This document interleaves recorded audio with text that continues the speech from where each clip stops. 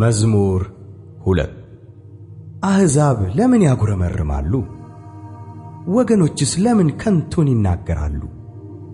የምድር ነገሥታት ተነሱ፣ አለቆችም በእግዚአብሔርና በመሲሑ ላይ እንዲህ ሲሉ ተማከሩ። ማሰሪያቸውን እንበጥስ፣ ገመዳቸውንም ከእኛ እንጣል። በሰማይ የሚኖር እርሱ ይስቃል፣ ጌታም ይሳለቅባቸዋል። በዚያን ጊዜ በቁጣው ይናገራቸዋል፣ በመዓቱም ያውካቸዋል። እኔ ግን ንጉሴን ሾም፣ በተቀደሰው ተራራዬ በጽዮን ላይ ትእዛዙን እናገራለሁ። እግዚአብሔርም አለኝ፣ አንተ ልጄ ነህ፣ እኔ ዛሬ ወለድሁህ። ለምነኝ፣ አሕዛብን ለርስትህ፣ የምድርንም ዳርቻ ለግዛትህ እሰጥሃለሁ። በብረት በትር ትጠብቃቸዋለህ፣ እንደ ሸክላ ሰሪ ዕቃም ትቀጠቅጣቸዋለህ።